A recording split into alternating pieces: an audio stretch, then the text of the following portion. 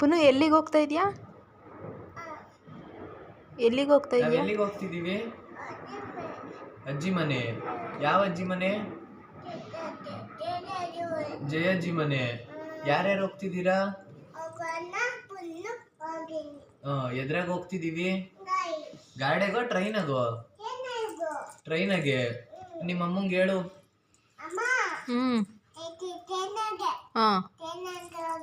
ಹೋಗಿ ಬರ್ತೀವಿ.